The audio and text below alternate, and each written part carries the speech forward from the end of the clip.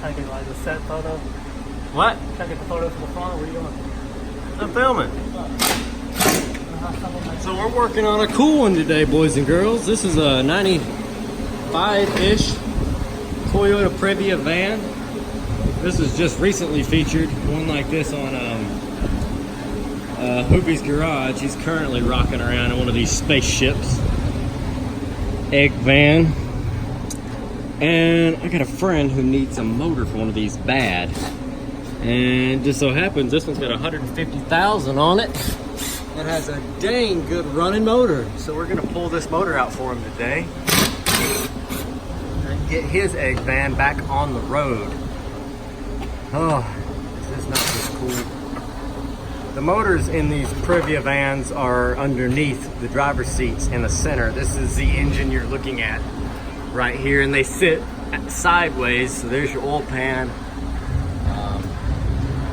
Cylinder heads up there, exhaust comes out the side. You can see the front wheels and stuff on the van. And this is what's neat is they have a drive shaft that runs from the front crank pulley on the engine up here to a carrier bearing, like a pilot kiloblock bearing, and then it's got a pulley on it, and that runs all of your accessories, your AC compressor, power steering, alternator. All that stuff is run like on a traditional belt-driven engine on the front. But this is driven from a drive shaft because the engine is mid-mounted. So this is like a supercar, according to Hoovy, because it's mid-engine, rear-wheel drive. Some of these are all-wheel drive. This is not an all-wheel drive unit, but this has a good transmission with 150,000 on it and a good motor with 150,000 on it. That's a stupid place for the oil filter. If you take that guy off, it's just going to leak all across this. It's like almost like part of a K-frame sort of deal. But yeah, if you've never seen the underside of one of these Previas, there you go. Fuel tank, there's a drain plug in it, convenient. Really cool looking twisty header. This has a catalytic converter delete. That's where it would be right there. Yeah, we'll take it up some more. You want to go ahead and do that? Yeah. So we're going to take it up a little bit higher.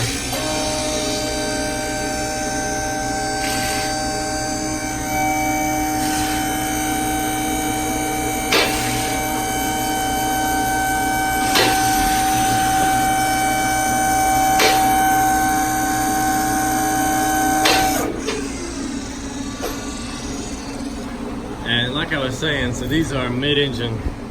So if you're looking at it, there's your driver door, front of the van, driver door, straight down underneath, and there's the heart. And like I said, I hate, yeah, and that's one of the oil pans. I think that's more like an inspection cover, like the old 6-cylinder Fords have. Starter. All this stuff is pretty serviceable. And then up there above the dipstick, you can see there's like a hatch. Underneath the driver's seat, the floor comes up and comes out. The driver's seat folds back and the floor pops open. So you can access stuff on top of the engine. Just some cool shit they did, let me tell you. With these stubby little drive shaft.